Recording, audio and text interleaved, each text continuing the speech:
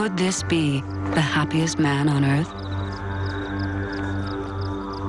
Revealing the inner workings of his brain, science is about to find out. Mathieu Ricard is a master meditator. For over 30 years, he has embraced the ancient traditions of Tibetan Buddhism, discovering extraordinary states of happiness through training the mind.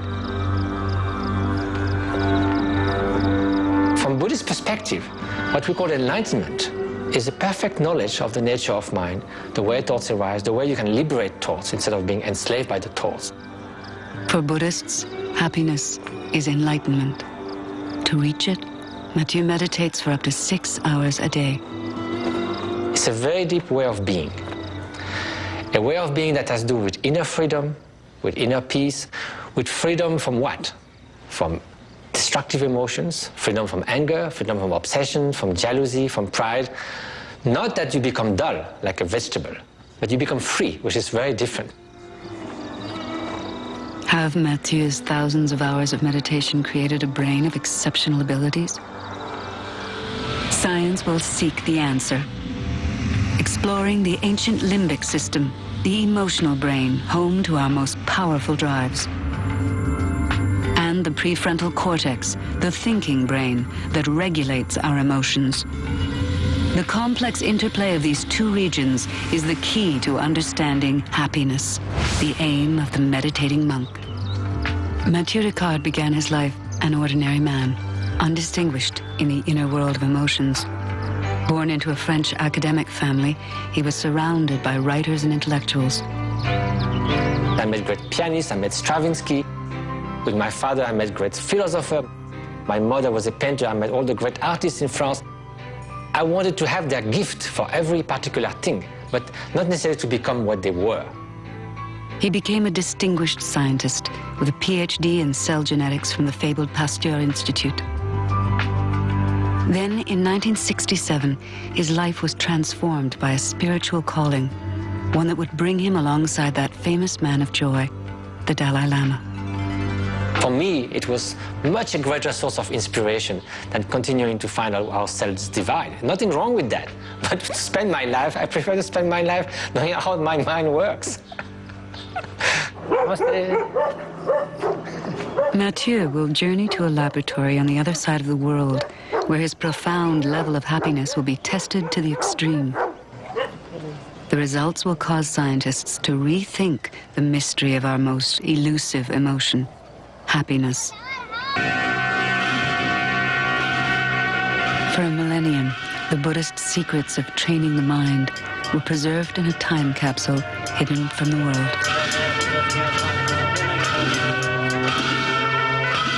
Today, living in exile, Tibetan monks like Mathieu Ricard spend decades learning how to discipline their emotions.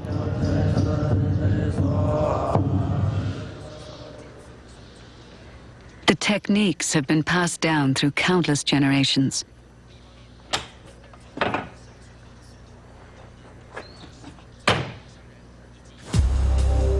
Can these ancient traditions find a place in the modern, stressful world? At Wisconsin biotech company Promega, 41 members of staff took part in an unusual experiment to find out. If the mind wanders off 1,000 times, you simply bring it back 1,000 times. Around half the workers were taught to meditate by an experienced practitioner. The rest were not. Then any changes in the meditators were measured and compared against the group as a whole. Placed in your lap or on your knees. We had to wear little beanies with electrodes coming out of them and accomplish several computer testing kinds of tasks. Okay, Mary, the next recording will be an eyes closed recording. So if you can please sit quietly with your eyes closed for 1 minute, we'll begin recording now. And usually you were hooked up to some kind of monitor that was taking track of some physiological parameter. A broad-based reading of what is happening in Mary's brain is downloaded through each of these electrodes, recording electrical pulses 500 times a second. After 8 weeks, the researchers found significant differences between the meditators and the group as a whole. In those who meditated, stress levels were reduced and immunity to illness increased. I see the meditation as having brought a new learning experience. And so one of the outcomes was the ability to set things aside, to take stressors and put them aside to work through situations better. But the most significant finding was yet to come. Richard Davidson from the University of Wisconsin is the leader of this pioneering study. In a world first, he discovered you can actually see what happens in the brain when you're happy. We find a specific signal in regions of the left prefrontal cortex which are associated with reports of happiness and well-being. Those individuals that report more happiness and higher levels of well-being have a stronger signal in these regions of the left prefrontal cortex. When we experience happiness, joy, and enthusiasm, intense electrical energy is registered in the left side of the prefrontal cortex. In neat symmetry, depression and negative thought appear as activity in the right side. And if we take an average measure of both positive and negative emotion, we arrive at a set point on a scale of happiness. Richard Davidson tested 150 volunteers and discovered most people's set point sits slightly to the left of center, the happy side. Just like the Palm Pilot survey, it seems most of us are happy. And if you meditate, it seems you get happier still. Mary and her co-workers had increased activity in the left prefrontal cortex after only 8 weeks of meditation. This led Richard Davidson to ask a question that could change the way the world views happiness.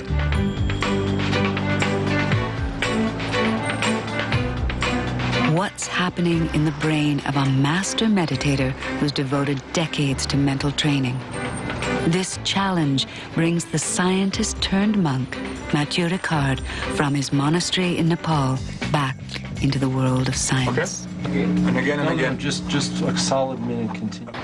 Today, Mathieu Ricard will have his level of happiness measured by the most advanced brain imaging equipment known to science. The functional MRI allows the movement of blood to be recorded as emotion activates parts of the brain. Okay. Must be comfortable. Okay. Just like that. Okay, So that's fine. You lay your 2 arms on your body. Okay. So I'm gonna pull that here now. This is okay. Okay. And I'm going to put you in the scan now.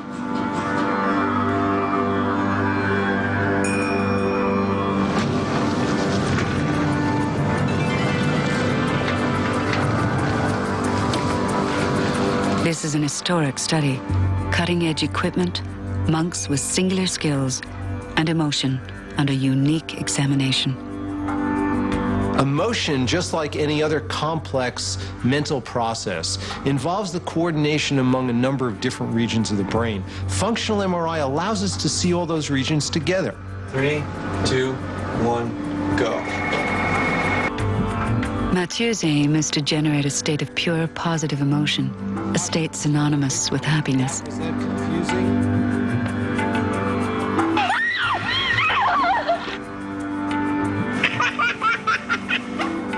Evocative sounds are played to sharpen his focus. We are examining the brain's response to these emotional sounds during a neutral period as well as during a period when he is voluntarily generating compassion. There are many ways to meditate: visualization, stilling the mind by concentrating on a fixed point, mantras, and breath techniques. Mathieu is meditating on loving kindness.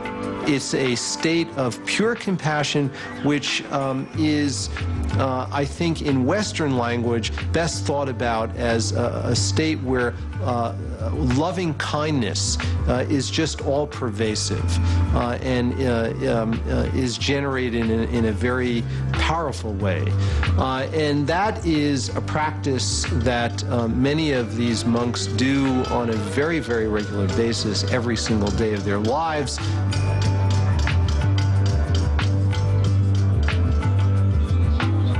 The environment is as far removed from the Nepalese mountains as can be imagined. Yet Mathieu gives the researchers positive emotion on demand.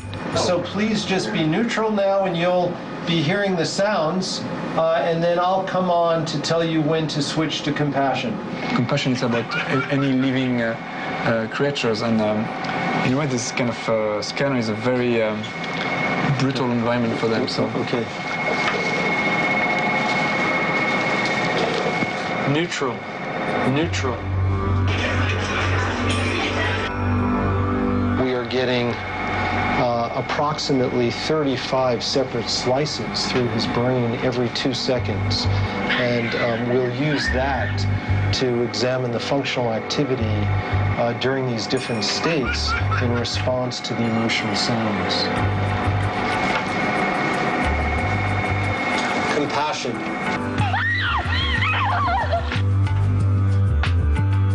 Three decades of training his mind allow Mathieu to move between feeling neutral to 100% positive emotion.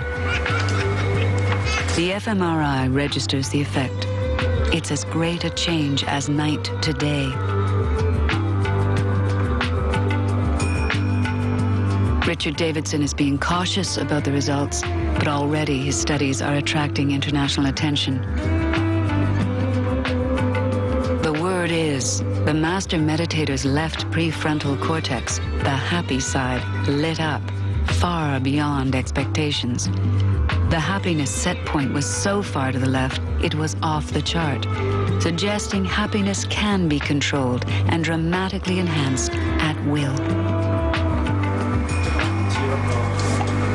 Okay, Mathieu, we're finished with that run. How did you feel? it's fine. It's a good sign of focusing the mind. After 3 hours in the confines of the fMRI, the tests are finally over.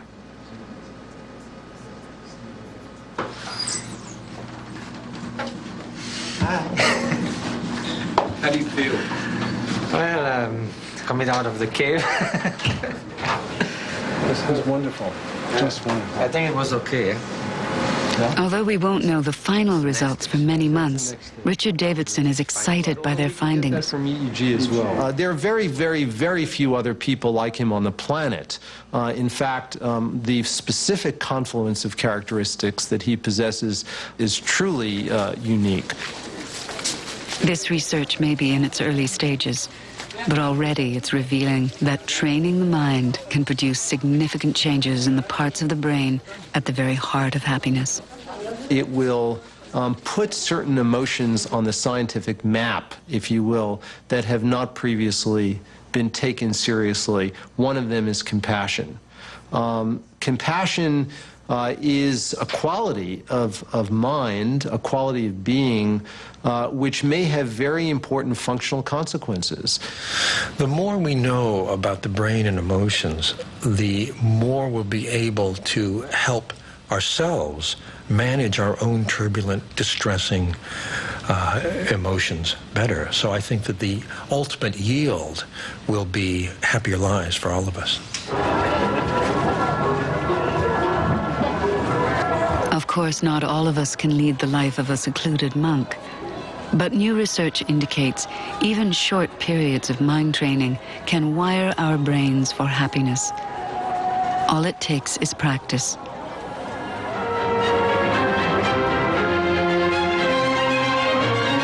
Neuroscientists have discovered that any repetitive activity creates new neural pathways in the brain.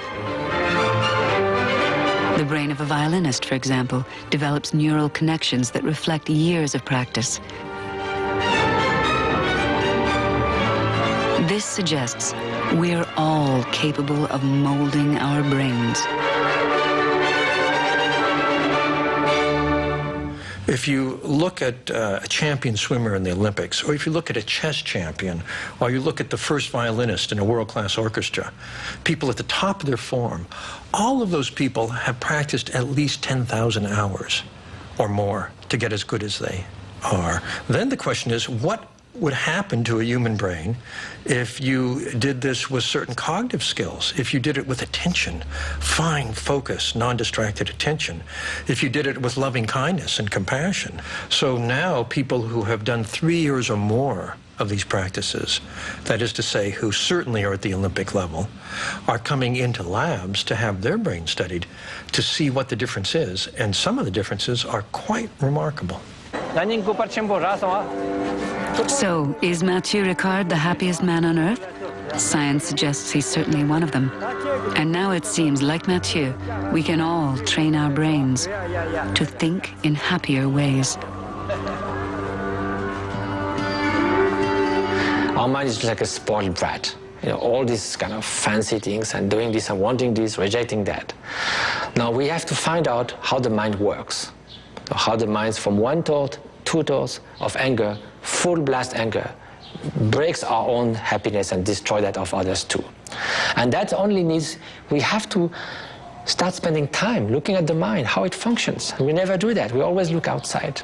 So we need to look inside. If the scientific research helps people to take that message more seriously and suggests to them that there's some real substance to this, and if, as a consequence, they then show an interest in learning about these kinds of methods to train their mind, then I think that we will have made some difference, which I think will be a positive difference, which may ultimately help individuals to lead a happier life. I think science is getting a better handle on what it is that triggers our emotions, and perhaps most important, what we can do about it. That is, how we can start to manage our emotional life more effectively, and I think that's quite important for all of us.